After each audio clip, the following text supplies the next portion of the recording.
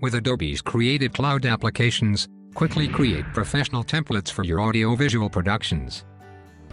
Today, we will focus on optimizing an After Effects video compositing for, say, an American football TV show. We will directly edit and modify in Premiere Pro the elements of this compositing, like the player's description, his portrait and his picture in action. Welcome to this tutorial, how to create an After Effects template, optimized for Premiere Pro CC. Hello, my name is Greg Serval. I'm a French Adobe trainer with 5 Formation, a training center for creative people. I specialize in Creative Cloud applications for video, and in optimizing workflows with Adobe software. In this video, we will cover the following topics: an overview of a complex broadcast design in After Effects, how to optimize this compositing for Premiere Pro CC 2015, and finally, how to edit text and pictures of this compositing directly in Premiere Pro. Let's start by detailing the After Effects template. For this tutorial, I will work with a French version of the Adobe CC. I chose the Chicago Bears team as the basis for this compositing. Don't worry, you can also choose your own favorite team. This template was entirely created in After Effects, with 7 levels of layers. Some of these layers will be reproduced in Premiere Pro to optimize the project. The first layer will contain, of course, the video in the background. In After Effects, that layer will become a guide layer, and the video will be edited directly in Premiere Pro on track V1. The second layer contains an adjustment layer. In After Effects, this layer will also become a guide layer, and tint effect will be reproduced directly in Premiere Pro on track V2, with keyframes that will orchestrate color change. The third layer contains the biggest part of the compositing. Its background is slightly transparent to keep the background video visible. This first After Effects compositing will be imported into Premiere Pro on track V3. The fourth layer contains the animation of the picture of a player in action. In After Effects, that layer will be turned into a guide layer, and the animation and effects will be reproduced directly in Premiere Pro. The fifth layer contains the animated strip that scrolls across the picture of the player in action. This second After Effects compositing will be imported into Premiere Pro on track V5. The sixth layer contains text elements that will be edited directly in Premiere Pro. This third compositing will be imported into Premiere Pro on track V6. Finally, the seventh layer contains the animation of the player's portrait. In After Effects, that layer will become a guide layer, and the animation and its effects will be reproduced directly into Premiere Pro on track V7. In the end, with good music, you'll get this kind of finalized compositing.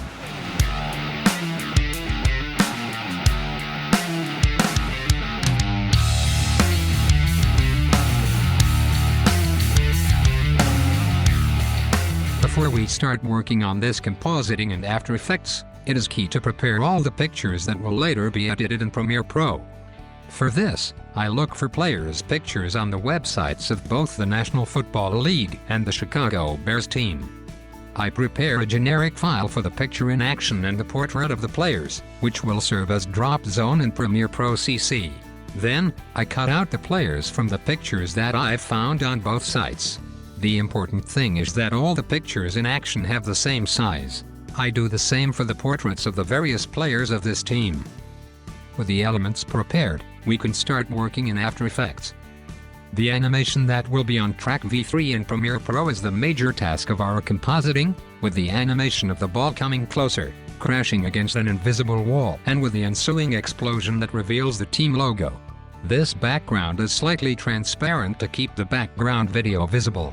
This first After Effects file contains a number of composited elements, such as explosions, flying stones, a 3D image of an American football ball, and colorful particles floating in the background. The second compositing contains the animated strip that scrolls over the picture of the player in action. This compositing is used to support the text and portrait that will come over it.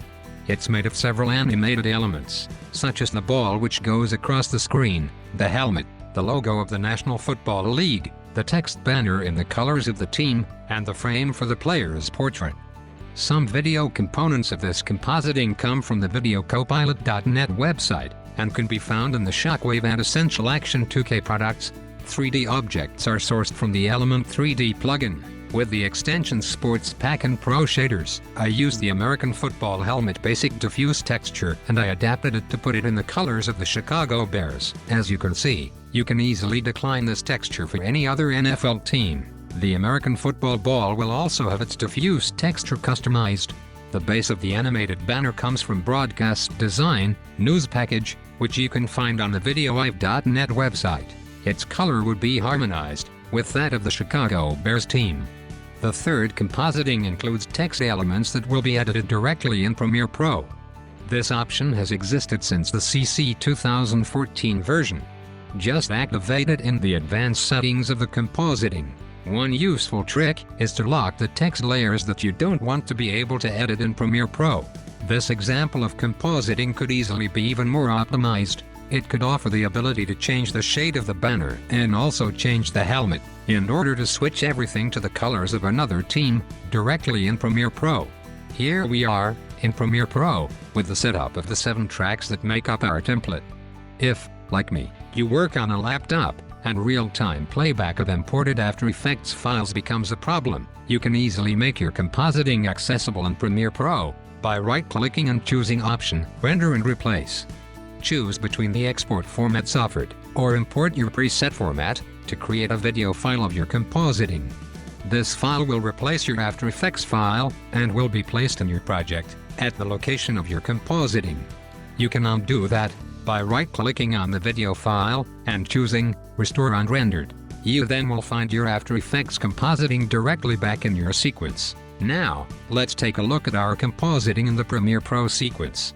As you can see here, the Chicago Bears video is placed on track V1. On track V3, I've placed the compositing with the crashing ball, the explosion and the appearing Chicago Bears logo. On track V5, I've placed the second compositing with the helmet, the banner and the frame for the portrait. Lastly, on track V6, I've imported the last compositing with the text to be edited. I can find in the Effect Controls panel and After Effects editable text the 3 different texts that we will change, depending on the players. On track V2, I've created an adjustment layer with the same settings as those created in the After Effects compositing, namely, a tint effect with keyframes that will modify opacity settings over time. For the appearing of the picture of the player in action, on track V4, and for his portrait, on track V7, I've recreated the After Effects animations in Premiere Pro, namely, a slight shift to the picture in action, with Gaussian blur and ProCamp. The settings of each will be changed in time. Now, the strength of this template is that we can change pictures directly by dragging and dropping. I display, in the project panel, the folder with the pictures of the various players. I opt for icon view for more visibility. I select the portrait and by pressing and holding down the option key, I drag the picture onto the drop zone element placed in the sequence on track V7. And voila! Same thing for the picture of the player in action. I just drag the visual onto the drop zone element on track V4. Finally, I select the compositing element that contains the generic text, and I fill in the player's first name, his position and his number. I can, if necessary, combine all the elements to duplicate them more easily. Holding the option key down, I can copy all the compositing a little further in my sequence. And I can keep on changing my visuals and text as easily as before.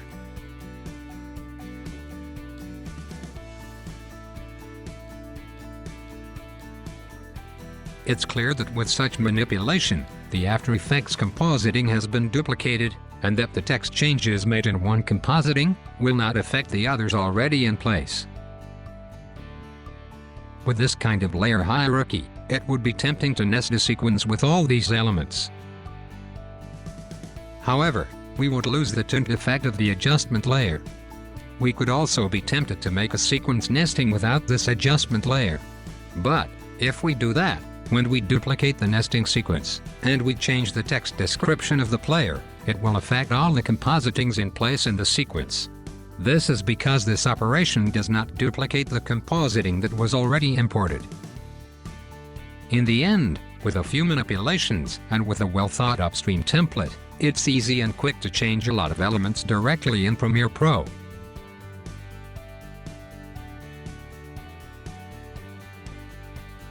So there. I hope this tutorial will help you optimize your next template creations. See you soon for other technical possibilities with Adobe Creative Cloud for video.